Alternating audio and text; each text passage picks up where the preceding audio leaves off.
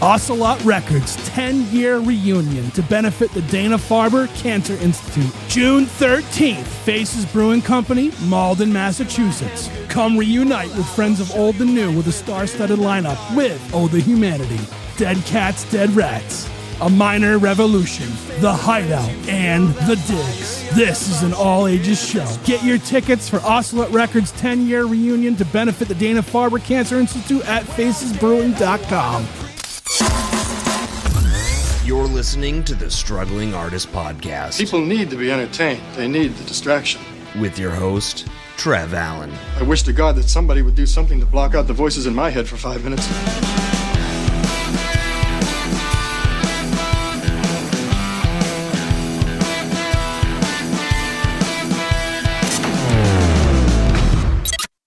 Hello, everybody. Today starts a series of sponsored episodes by Ocelot Records, which is a record label that was here in Boston.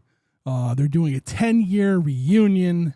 As you probably heard the ad. Hopefully you listened to the 30-second ad that we had at the beginning of the episode. But yeah, I talked with Steve. He's been on the podcast before for Taken by Vultures, and I think he was on for something else, or maybe he's been on twice for them. But yeah, so he had this record label and it's no longer, but they're doing a 10-year reunion show at Faces Brewing Company, Malden, Massachusetts, in June, and it's to benefit the Dana-Farber Cancer Society or Cancer Institute. It's for a good cause, so make sure you get tickets to that. You can buy them at facesbrewing.com. And so this episode is the first of the series. And we spoke with Dennis and John of the band The Hideout, and I had a lot to say. I absolutely love their stuff. So here we go. This is episode 429 of the Struggling Artist Podcast, Struggling with The Hideout.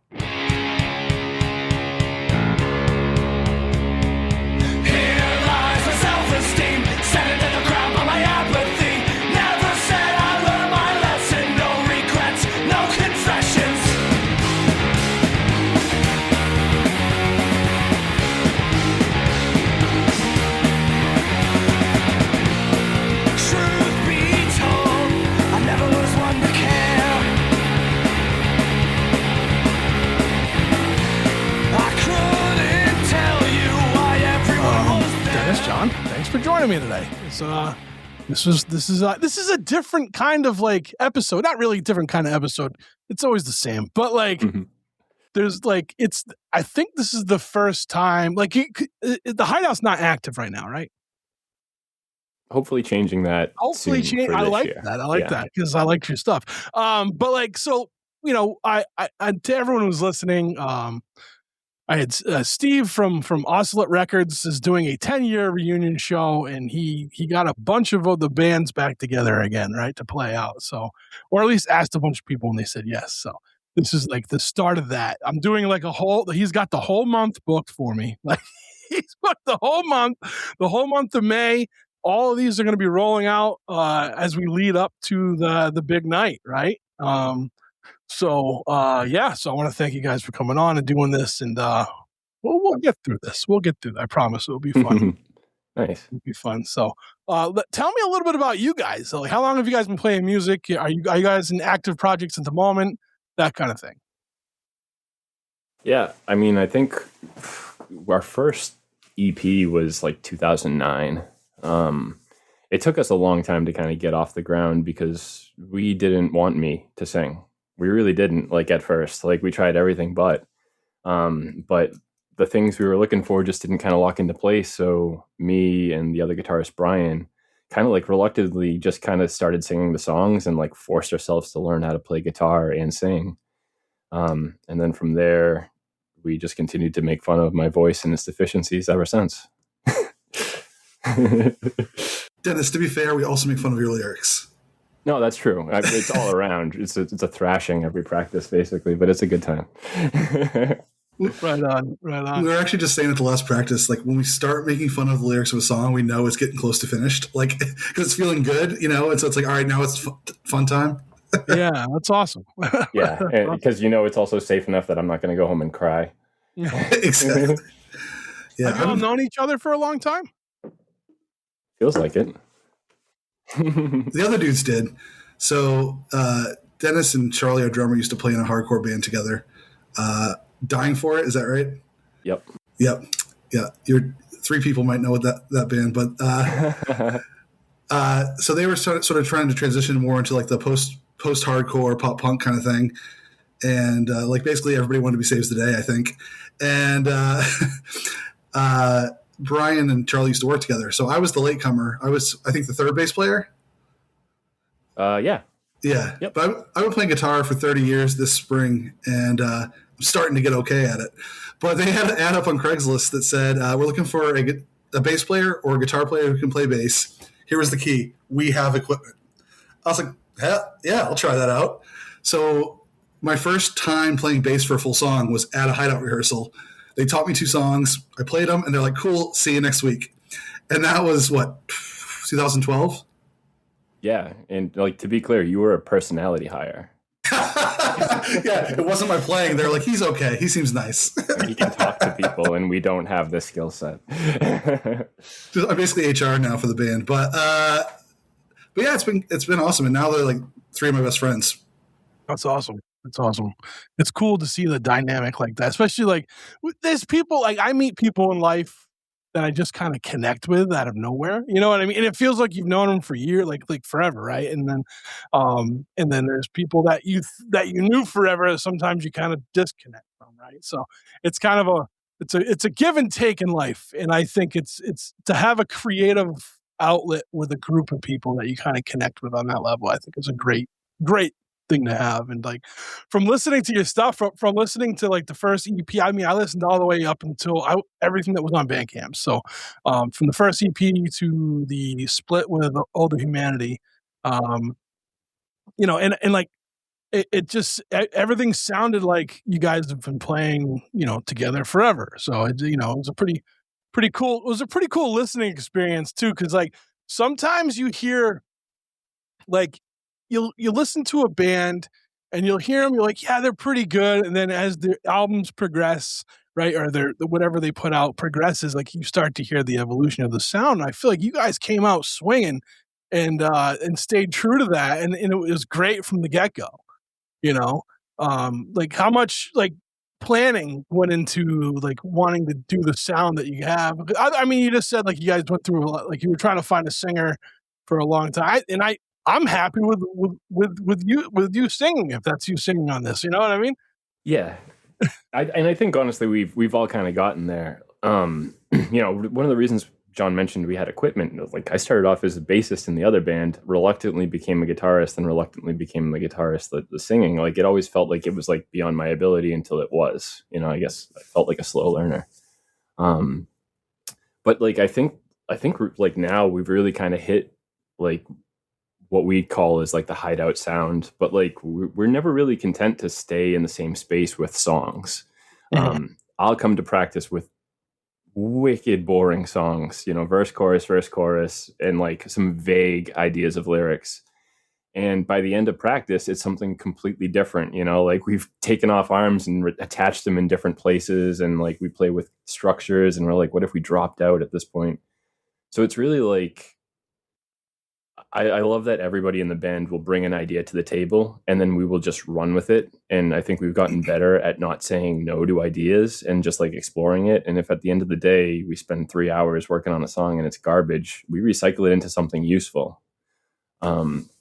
So I think, we've kind of hit this stride where it's somewhere between like post-hardcore with some like heavy hitting parts once in a while, but trying to get like real genuine sounding lyrics, with a little vagary. Like I don't want it to tell like a super succinct story. I want people to be able to like reflect and relate it to themselves. So we always keep it like behind like a frosted window almost. I like that. I like that that little comparison there. Yeah. I think if there's been any evolution, we've been less afraid of pop structure. And so, I think because of the way all of our brains work and just the music that we like, like Dennis said, we would take his idea, dissect it, and rebuild, Frankenstein it from scratch, and kind of we used to say like, oh, now it's a Hideout song. Like once we had done that, And I think, as we move forward, we are more apt to be like, you know what, like this song can be verse, chorus, bridge. Like it's okay. And it actually sounds really cool that way. And I think part of the reason we came to that is we did a while back, we did an Alkaline Trio cover set. Every song, every time we learned a new song, we're like, this is the same thing over and over and over again. And we all love it.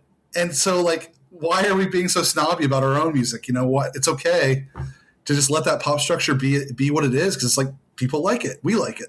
Yeah. Yeah. Right on. I think that's a good thing. I think that's from an artist standpoint. That's growth, right? Like to like, cause like you don't want to be to one thing or to this. And then you just, and then once you are able just to be like, let's just do whatever, like it's going to come out. And then if we need to improve it, we do. And if we don't, we don't, you know what I mean? Like it's also like comfortability. I had a hard time getting that word out today because I'm never comfortable. So it's, you know what I mean? As an artist. You joined the Hideout. So you know what I'm saying? So like, it's one of those things where like, I think that shows just the maturity of like the artist individually, or collectively being with the band, Yeah. I think to like continuing on that thread, like our most recent release was in 2018 with the Oath of Humanity, and it's like a great split. We love those guys immensely, both as people and as a band. And like the two songs that we ended up going with on that are the two sides of the Hideout to a T. Like Giraffes, we did some really cool stuff with it, but it's very straightforward pop punk anthemy. It's about The Last of Us and stuff like that. And then Hotel is like off the rails, like parts changing, like we don't repeat a part besides maybe the intro, and even then it's like a solo over it the second time, like just a I gotta say, like, song. That song, like I wrote that down to talk about because like that song, I was like, whoo, like I really, really enjoyed that one. And it was the last song I heard from them, you know what I mean? Out of the whole gang of songs you guys have. So like I was listening to it and I ended up I was like, I want to listen to that one again. Cause like, because it definitely seemed, and I like that. Like I like when a band likes to do things different. And I talk about it on the show all the time with bands. Cause like, I have the freedom to talk to bands that I like. So like I look for things like that in music and like it, because I feel like from many different standpoints, but like from if I want to like the most like I think approachable for just people of today is our attention spans are so small. Because we have these things that we mess with constantly, and like you have you have Spotify that like it's just singles, right? Like everyone just does singles, and like and not everyone, but you know what I'm saying. The general population will say they do gen pop. That's what they want. They want single serving, instant gratification. So when I on the other hand, like I like full albums but I like to hear different stuff.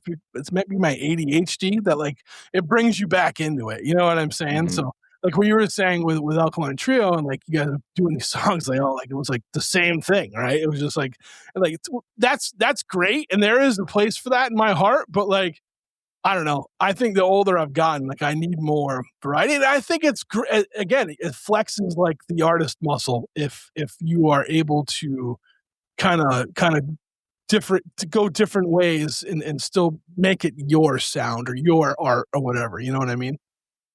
Yeah, when you're creating, there are no rules, and it's not like, I mean, I hate to say it this way, but it's not like we have some massive fan base that has expectations for us. Like, we have some friends who like what we do, and when we put on a show, we like to do our best to put on a good show, but our only expectations are what we have on ourselves. So it's really about, what do we like, what do we want to do, and not worrying too much about is this the right thing to do. Mm-hmm. Yeah, right on. Yeah, I think that's always been like a really healthy space for us, not only because we get together and like it's incredibly, at least I think it's for everybody, like it's really stress relieving and cathartic to see, to connect with these guys and we just play what's genuine to us and we don't really have any expectations. So it's more about like how can I maintain this skill that I clearly care about, and I don't want to let go? How can I continue to express that with three of my best friends, and how can we continue to fight over song ideas endlessly? Like, because it's part of the process. Like, I think the journey is even sometimes better, like, than the end product with songs, because like you really learn and explore ideas, and you have these conversations along with it. And It's my favorite part.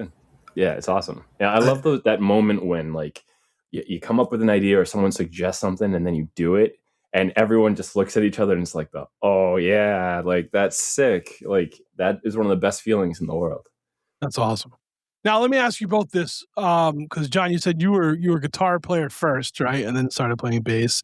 And Dennis, you said you were playing bass, and then now you moved to singing and playing guitar. Does it do, from a performance standpoint or from a creating standpoint, does it do different things for you playing one instrument over the other? Does one give you more anxiety than another? And from like a performing standpoint, like is it just business as usual when you get up there? You know what I mean? And you just feel it with what's going on around you, or is it, is it something that you still actively like think about and like feel? And I don't know if you've ever felt like an imposter doing it, but it's like that. Most of the music I like, when I talk to the people and they tell me like they have this case of imposter syndrome, so I just assume like, all right, it's been every band I've ever talked to, right? So, so like, yeah. So I know that was like 25 questions rolled into one, but like, yeah, what does it do for you guys? Like, does it different? It definitely, bass definitely makes me think differently.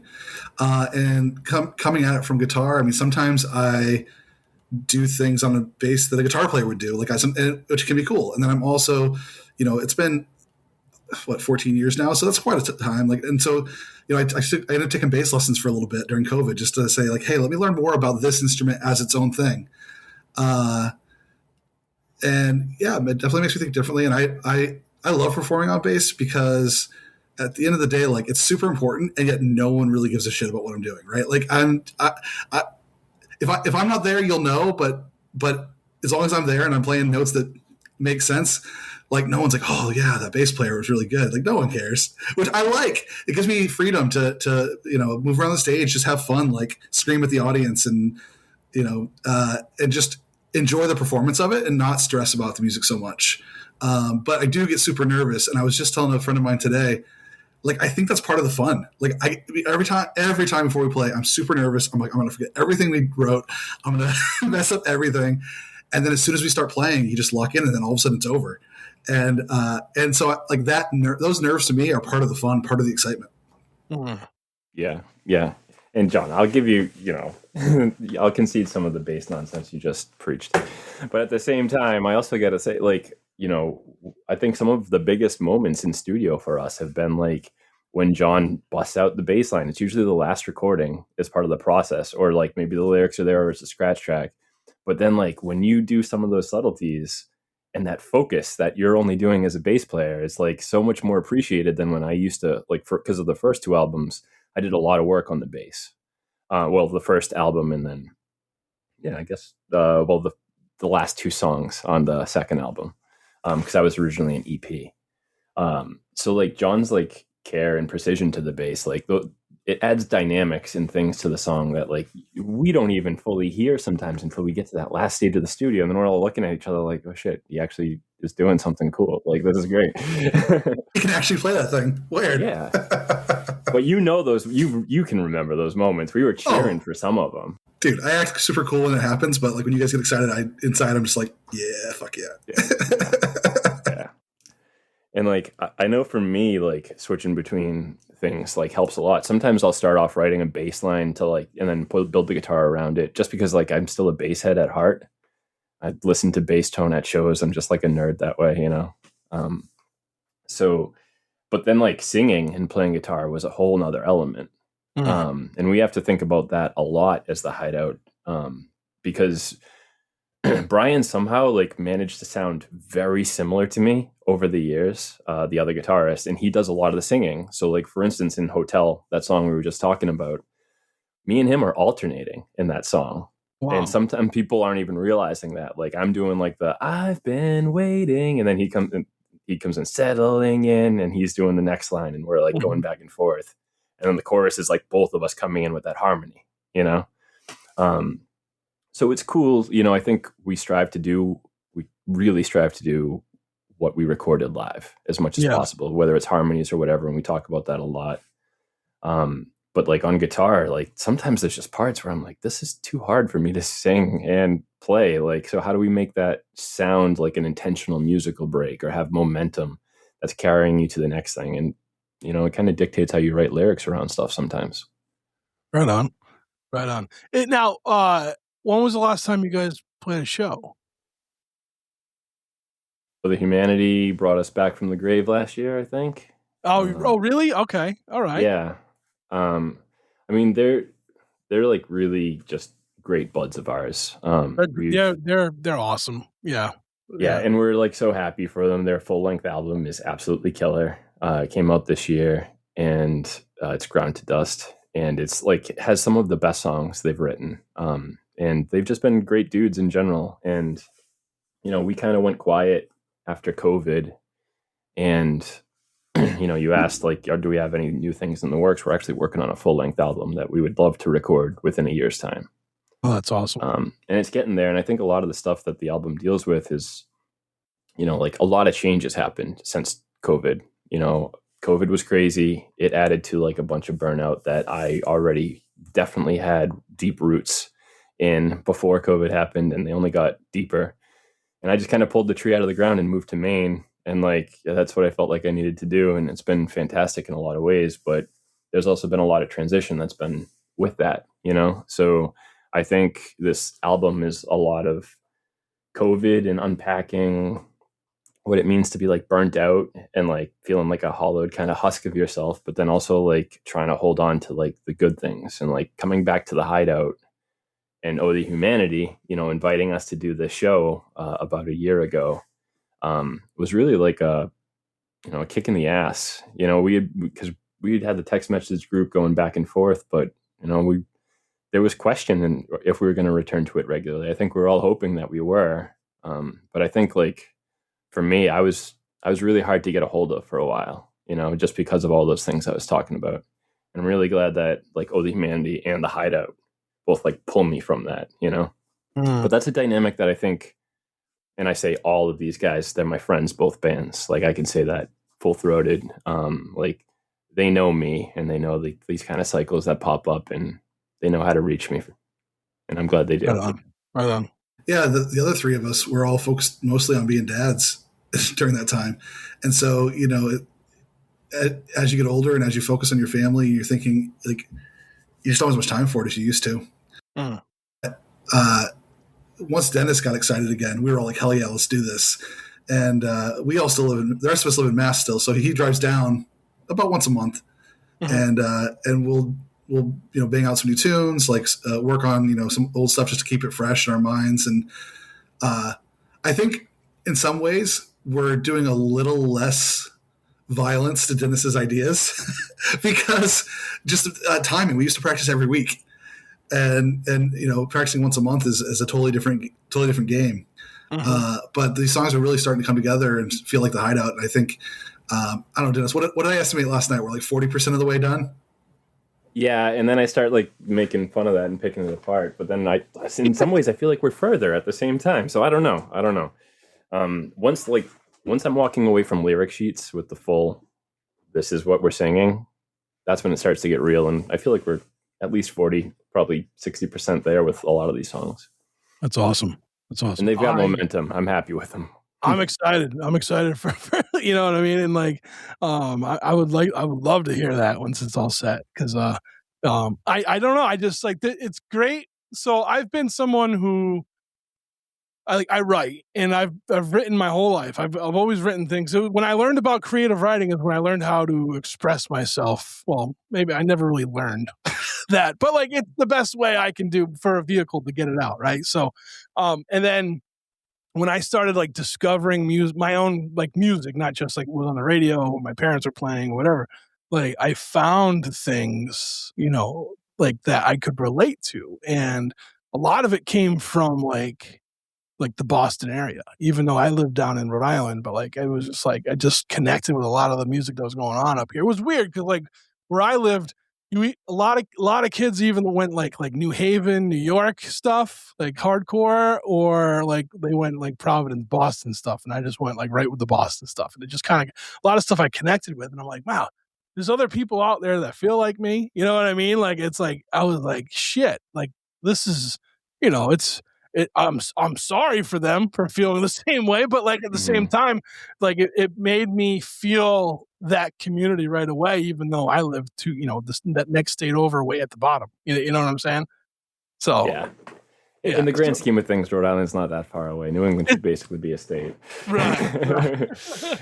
But like I totally feel that, like, and I think like listening to music during that time, I was totally feeling that. Like we used to say like the hardcore kids in New York, just like different breed, and we used to mess with them when we would go down there with our metalcore band, put Boston flags over our speakers while, after the Red Sox won the World Series and shit like that, because we're just young pricks, Yeah. But like, you can hear this, like there's a huge, I think orgcore is still a term people use, like that kind of like self-deprecative, very like sincere kind of like sound. Like that's there's a lot of that in Massachusetts, but it's got like this underpinning of hardcore and post-hardcore.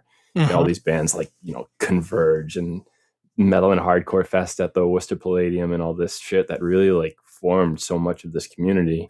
And I think of like Philadelphia and like, bands like the Menzingers and like, the sound that came out of places like that. And it's cool just how like different spaces, like there's sounds that come out of these areas and they build and riff off of each other. And I feel like we got that, to bring it all home with a lot of these bands that were on Ocelot Records. We got that vibing off of Oh the Humanity. A Minor Revolution's playing the show with us coming off. We're great friends with those dudes. They'll be there in their Boston jerseys, their Bruins jerseys, probably, like they always are. And then we got, other bands like Dead Cats, Dead Rats, The Digs, all these other awesome, like kind of bands that like Steve did a really good job of pulling these different threads and finding this commonality of culture, bands that fit even when maybe they sometimes didn't. But it's like-minded people, like we met Although Humanity in like a Lowell basement, and we decided that night we were going to be best friends forever. That's awesome. Yeah, Steve. I don't know, Trev. I don't know how well you know Steve, but he's just like he's a super nice guy. Yeah, and he was so easy for us to work with. And I think he'll tell you more about it, but I think he was pulling bands together that were just things that he liked and people that he thought were cool, and were like creating something that felt like them, felt like okay, they're not just doing. They're not pretending to be somebody else, right? This band is creating something that's important to them, and like I've never met anybody who's worked with Steve and been like, "Oh, what a douche!" Like, he just yeah. No, like, I agree. He has a way of picking people out and connecting with people who are good people. Yeah, I appreciate that about him. I met him a few years back. Actually, it's either 2021 or 2022 now. At like it was like the big house show out in New Jersey, and his band that he has now was like they were playing it, and I was just walking around and I was meeting people and stuff because I knew a couple of the bands that I from the show and being now we're like good friends or whatever. But I had met Steve, and then I had the band on. I had Taken by Vultures on, and then like we've just like kind of like we made like stayed in contact, right? And like so I have I have a record club, a subscription service record club, and I had heard like the Digs and Oh the Humanity from that record club like when I was just a member, right? So then I Mark, the guy who owned it, like he was hanging it up and he was like, "You want to take it over?" I'm like, "Yeah, I'll give this thing a shot," So I still got it. So like I've worked with Steve in that aspect, and then he joins it. You know what I mean? Like he's joined the club and like. And like, and I see him out at shows. He's just a great dude. And like, and like when he told me he was putting this thing together, I was like, that sounds awesome. Like, and like, I was like, what is it about 2026? Like, what do you mean? I'm like, the Ducky Boys just came back. They just did a show in March, and like Blood for Blood is back. Like, who fucking would ever thought that, So I was like, you just kind of added to this whole like awesome 2026 like return. And after listening to the Hideout, I'm like, yes, like even though like you guys were working on stuff in the background, I didn't know that, and I'm even more excited now. So and I'll say it now instead of I'll probably say it at the end of the episode too. But when it's ready, come back. Like, let's talk about that. You know what I mean? Like, I'm all for it, So, but yeah, no, it's just like he's just a great dude. And he is, I've always found the people I really connect with out here are people who are big supporters of the community. And he is like I said, I run into him at shows. He joined my record club for a while, you know what I mean? And then and then I like, and it's just a cool thing. So how did you guys meet him? I'm not sure. I mean, like, just existing in I think the same scene, like I've seen him at so many shows, even since COVID, driving down to Wilhelm Scream shows in Worcester, and then who's tapping me on the shoulder? It's Steve, and we're all catching up all of a sudden. Or it's the Humanity guys when they're not even playing the show. Half the time they are with Wilhelm Scream recently, so I'm jealous, and that's good for them. But yeah, I think probably our bands were playing together at some point. That's probably the most likely. Mm-hmm. I don't know. It always seemed to revolve around O'Brien's. Yeah. As much does, right? Yeah.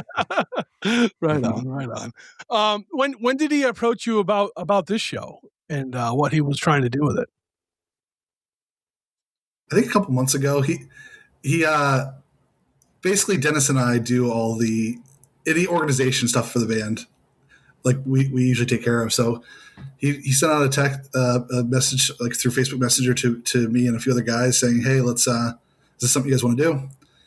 And we all kind of became the point people for our bands. Found a date that worked for everybody, and it was kind of cool because like everybody who was in the group having the conversation, like we were able to find a date that worked for everybody too. Like none of the bands got dropped, and we didn't have to add anybody else, which is kind of cool. But when he first said it, I was thinking, I don't know if we practiced enough. Like I was worried about it. But then, I reached out to the guys and they're just immediately like, yep, we're doing it. Like no question about it. And we started going through some of our old stuff and going, oh yeah, we can do that. We can play that. And I think we're going to play a couple songs we haven't played in a long time. Yeah. Like what, oh geez, what's the one? Mean, are we going to publish like, I know we hate Spotify, but are we going to publish just like hey, this is what we're playing for the show? We could. Yeah, I probably will. Once we nail it down for sure. Yeah. But we're getting pretty close. Well, yeah. What's the song? The Dust Clouds in the Morning. Bird Ball and Chain. Bird Ball and Chain. Yeah, that's a song that we played a bunch before we even put that record out, and then we kind of just stopped playing it. And as we're going through, we're like, man, this would be a cool one to play again. So we just start practicing and going, yeah, we love this song. And that's one of the great things about, we have a pretty decent sized catalog. So, we can go back and go, oh yeah, remember that song? It's so much fun to play, or it reminds us of this thing we were doing at the time. And to pulling those old songs back up is a lot of fun. I mean, we don't play much from the first EP because I wasn't even in the band then. And I would say stylistically, it's the most different, right? It's still pulling in more of those hardcore themes. But yeah, I mean, when you have a lot to pick from, and again, you don't necessarily have a lot of people who expect certain things. So we get to really pick the set list that goes, this speaks to us. This is a set list that we want to play. Awesome. It's awesome. When you go through a set list like that, so I have this thing where like, I'll look at an album and I'll listen to a record and like, I'll see, like, I'll like envision this whole story, right? Like doesn't have to be a concept record, but like I can see like why it goes this way, right? And like, does that for the set lists, or just when you guys do play out, like do you kind of organize it in a way to make it flow a certain way, or are you just like whatever you want to play, you just feel like playing it? We're bad at this. But like we do give it an honest effort at the same time. So like we used to just play whatever we wanted, and then we actually were like, oh, if we're ringing out on this chord at the end, like what's a song that's in that same key or that like feels like it's completing that ring out? So we will do like smaller groupings, but we don't have a lot of songs that like have a big overarching kind of like story that we would like intentionally put together. I think the closest to that was on our full length, like More Yesterdays, Less Tomorrows, and Death Dealer are right after each other, and they're the same kind of story continuation in different ways. There's even like a rehashed riff from the previous song in the other one. So like we play it a different way to really like make it intentional. But for the most part, there's not a lot of things where we're like, oh, we're grouping this together. But we do things on vibes, and we also do things on like, when the hell is Dennis going to take a breath? And like, because I like semi pass out on stage when I'm singing. Like I give it everything I got in order to get some of like that gruff that I go for. And I do like blackout like while I'm singing. Like it's like, oh, there goes the vision. I got to chill out. So we find space for that too. Yeah, like I would say the end of the process is okay. We pick 15 songs, we narrow it down to 10, and then go, all right, like what order do these work in? But we really, I think we pick them for the songs that we want to play, not necessarily for, oh, this makes a good set list. Because if we're not having fun, I mean, what's the point of it, really? Like it's not going to, and it's going to convey poorly too. I got you. Yeah. And that's why there's like 2 or 3 songs that are almost on every single playlist. Like there's just 2 or 3 that are just like core the Hideout. And some of them are older, and they just keep sneaking their way into the set because that's like what we want to play. Hell yeah. Let me ask you, when you guys played that show last year, right? That was the first show you played in a long time. Did it do something for you? Like in turn, like, so I'll take breaks from writing and I shouldn't, right? Like it's one of those, like one time I took like a 6-year hiatus from writing and like, I didn't realize it until I went back to it, how fucking miserable I was, So like, do you guys get that from like performing? You know what I mean? Like, do you feel like, oh man, like there was something missing and this was it, I would say definitely go for it. No, all right. I can definitely speak to that. I mean, on 2 levels, like, I think one of our last shows before we stopped playing was at the Sinclair, and it was the reunion show for Lost for Words, and it was like a great show. And like, I think one of the best moments of my life was on that stage, just like people vibing, like the lights and the sound, and we're jamming out, and like you just lose yourself in that moment. And there's not a lot of space for that, like there's very rare moments where you feel like disconnected or like ethereal, and like sometimes in these moments playing, like I get that. And again, like a lot of the stuff that I was dealing with post COVID and with all my work stuff and kind of upending life in a way, like I was pushing stuff away for sure. And I was telling myself I didn't need it. I'm a statue. I'm an obelisk. I don't need these things. Let me go move in Maine and I'll be fine. And like, I'm not without these guys and the music. Like that is a thing to chase. And for me, like so much of it is the collaboration.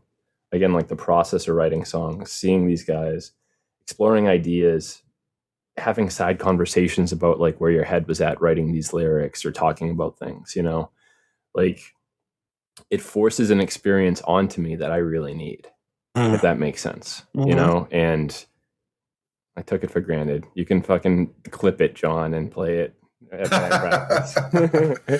No, I always make fun of Dennis because, he presents as like he's a robot, no emotions, stoic guy. And I'm like, no, dude, you are like a poet who cares deeply about everybody. But, he doesn't want to admit it. So I'll say it for him.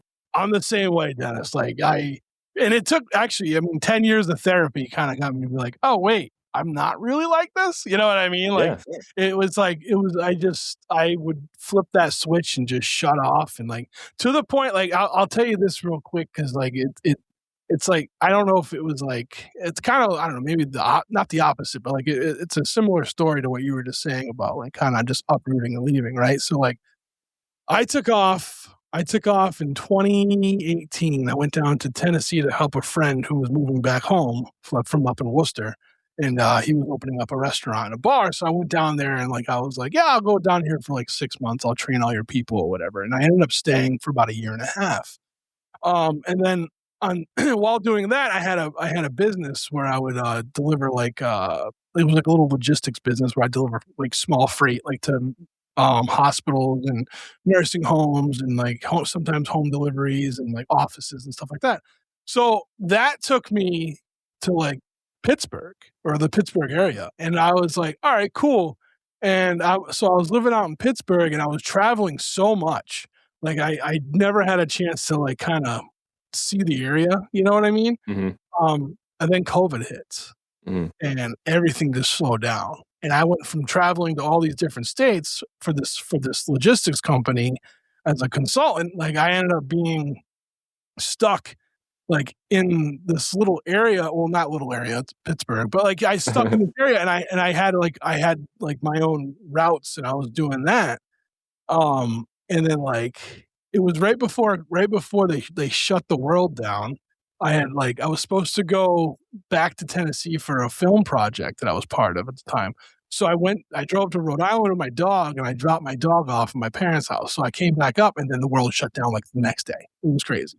So I couldn't do that, couldn't go back to get my dog, and I was just stuck for months, and it got really bad for me mentally.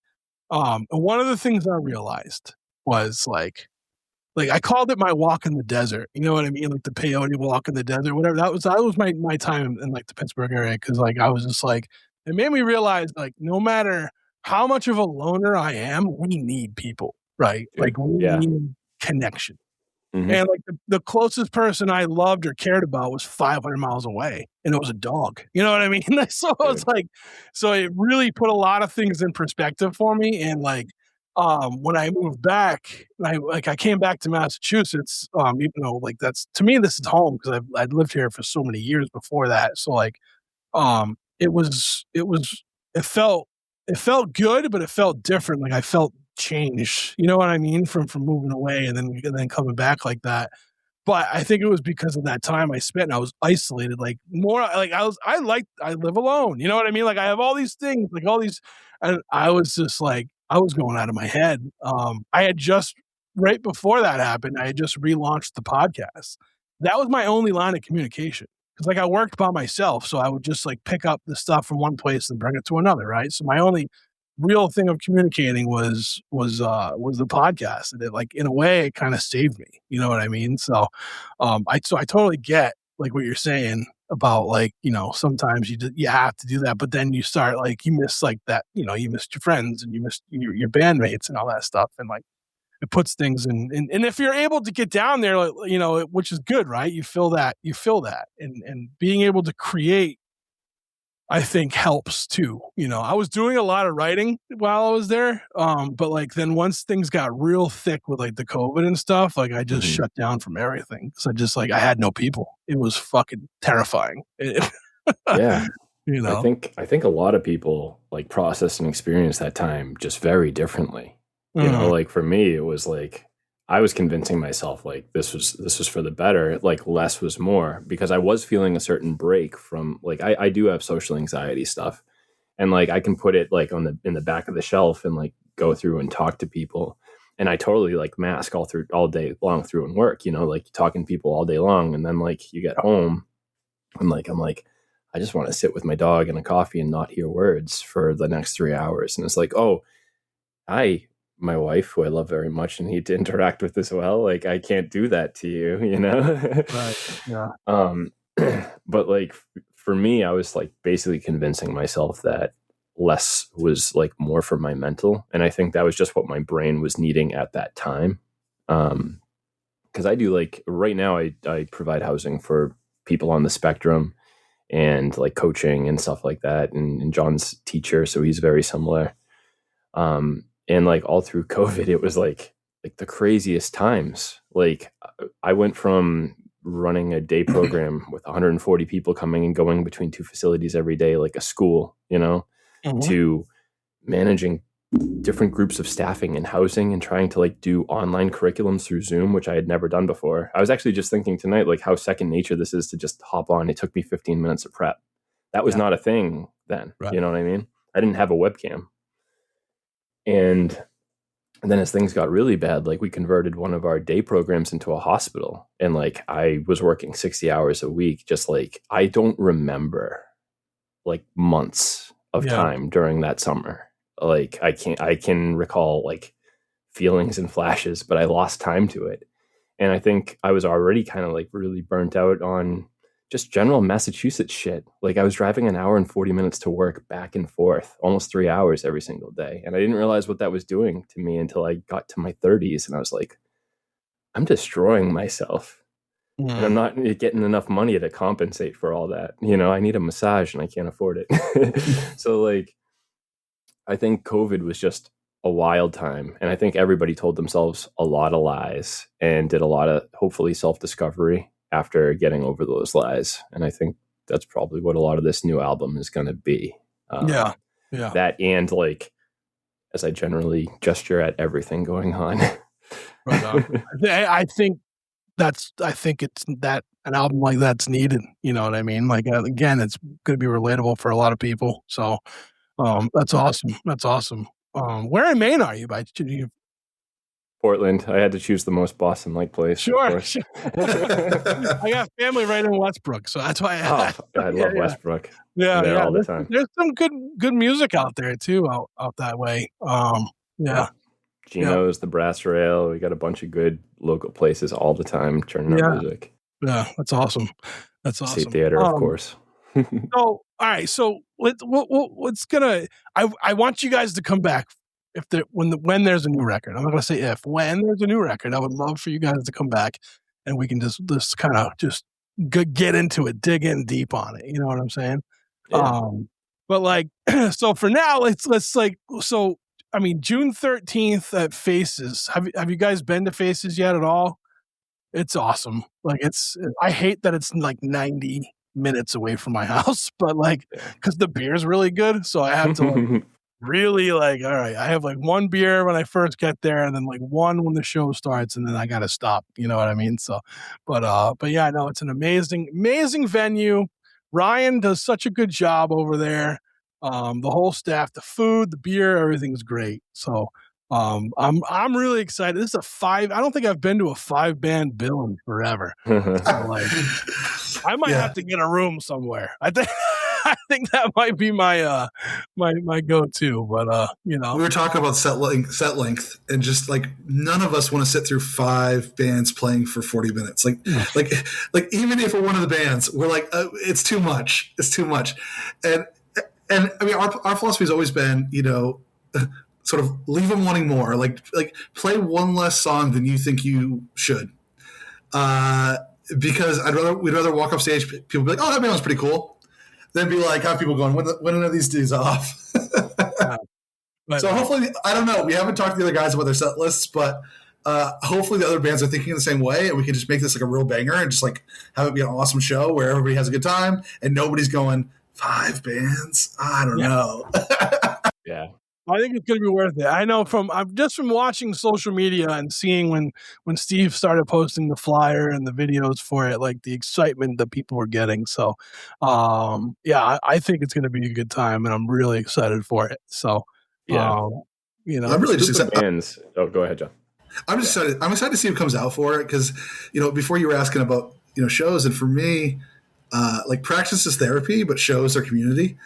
And, you know, whether you're socially awkward or somewhere in the neurodivergent color palette, like you're there around a shared, at least enjoyment of music, and hopefully the style of music you're there to see, and you don't have to talk the whole time because it's loud. So, you know, I feel like it's really easy to make fast friends. You know, like I think about like Jamie from Loser Circle. He's like one of the nicest guys I've ever met. Love him. Love Jamie. Yeah, and like when we, like no joke, when we ordered shirts, I like reached out to him like, dude, what size shirt do you wear? We're gonna get a Hideout shirt, like making sure we order one for you.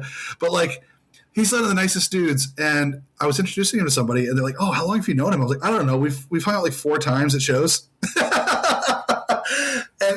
and then like we ended up taking our kids to the aquarium together and just having a great time, just chatting and connecting, and that's just one example. But I feel like I'm constantly when I do go to shows now, you know, somebody's there going, oh man, I know we haven't talked in a while, but and social media is what it is, but like, I've been following, what's going on in your life, social media or whatever. And it's like, I've been thinking about you, or how you doing. And these are all people that I've met like 4 times, 5 times max. And yet you feel a really strong connection to them. And I think, I think there's shared values there too. You can't always know for sure. Right. But, I think you figure that out pretty fast in these situations. Oh yeah. So I'm like, who's coming out? I want to just see who's going to be at Faces, because I want to be like, oh man, I haven't seen you in 4 years. Yeah, that's awesome. Yeah. I think we've hung out maybe 4 or 5 times, but like, there's so many times where you're at a show, especially, we'll call it like 5-10 years ago now, where you look out and like, oh, I know those dudes. What band are they in? You know what I mean? And I know these people, and that's that girl in the band. What's it? And it's like, you see the faces, and even though you're not interacting, it's a shared community. It's like going to church, like, it's just, you're having a moment. And as someone who works with people of different preferences, I've always loved that one of the cool things about a show is you can talk to bands in between. You can go buy the merch. You can have these social interactions, or you could just grab a beer and wait for the next band and then nod your head when they're playing. And sometimes, like, you're still making eye contact with people, or people are noticing you and they're noticing you're part of a community. And there's an invitation to that, and it invites potential conversation for people who are very reluctant to conversation. And then there's people like Charlie in my band who will never approach anybody, but bands will approach him and people will approach him. And I'm sure he's getting the same thing from that, and I share some of that too. Like, I'm a little reluctant to it, but once I'm in it with people, and I'm like, yes, I remember you. How are you doing? Like, how's your family? Like, oh, your daughter's how old now? And it's like, shit, time's flying. It's good to see you. Yeah, I know, you're right. And I get shy when I go to shows, and like, and like, it's cool now, like, because like, I know people now and I can say hi, but like, yeah, I've always been like the guy just like standing in the corner. You know what I mean? Like, it's so weird that I do. Well, I used to tend bar too, so like, tending bar and doing a podcast, like, it's like, I don't know, I'm good at that, but then like, you get me out there and I'm like, nope. That's just like, open water. Yeah. So, and I never know, like, I'm like, should I say hi to this person? You know what I mean? It's good. Oh man, it's the worst. But like, and then they like kind of look towards you and you give them this, but like, you're not sure. yeah. So you're like scrolling through Facebook to like, what's this person's name? I know. I'm at the point now where I know, like, oh, this person's gonna want, because I'll go to shake someone's hand and they're like going for a hug, and I'm awkward because my hand's way out here. You know what I mean? And I'm like, so now I know like which, like, all right, that like Mike Barone from Loser Circle is gonna hug me, so I know I'm gonna get a hug there. You know what I mean? Or Jamie's gonna hug. You know what I'm saying? So, oh yeah, so it's always fun. But they're a real hugging band. Yeah. I mean, this show is like a very huggy crowd. Yeah, we're not rigid with our maleness.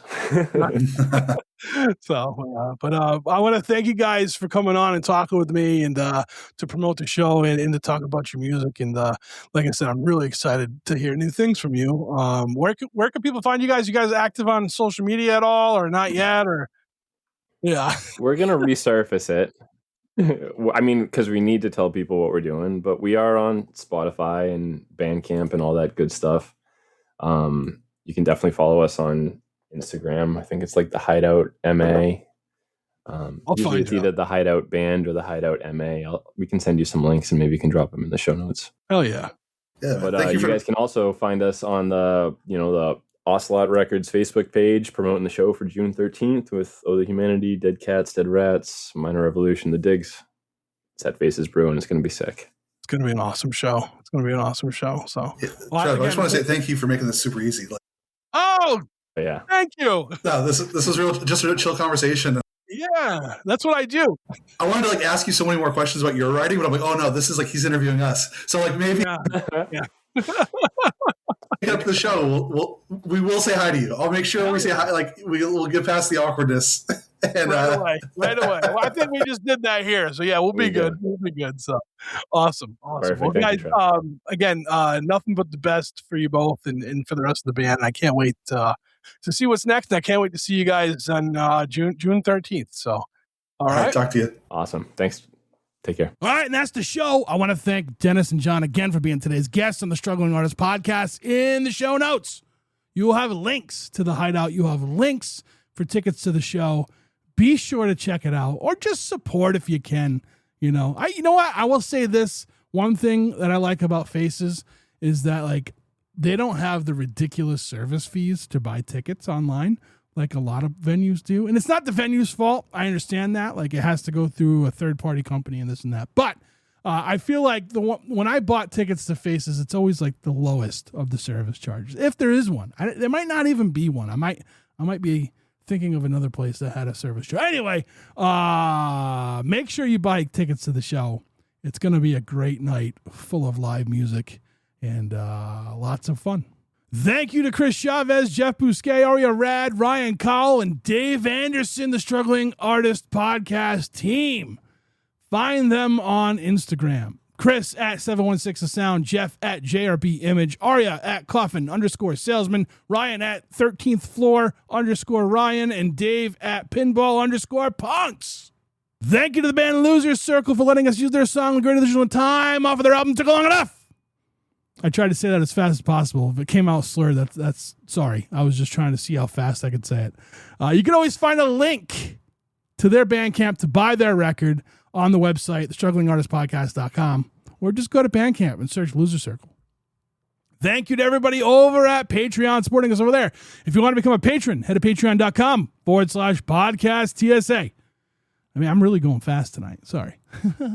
Thank you to everybody who listens to the podcast, reaches out, tells a band or a musician about us, tells us about a musician or a band. Appreciate you. I really do. If you want to reach out, Trev at thestrugglingartistpodcast.com is the email to send stuff to. You could also reach out via text or via voicemail to the Struggling Artist Hotline, which is 774-570-1552. Again, 774-570-1552. All right, we're getting out of here with a song from the Hideout. This song is called Bird, Ball, and Chain. You can hear them play it live in June at Faces. Make sure you get there. Until next week, take care of yourselves. Talk to you then.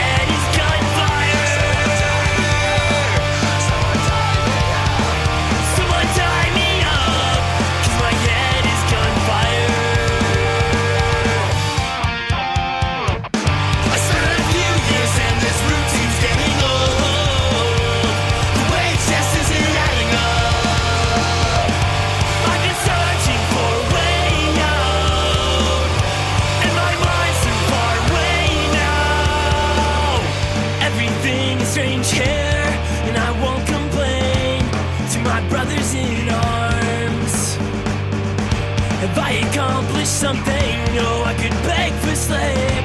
Exhausted brothers in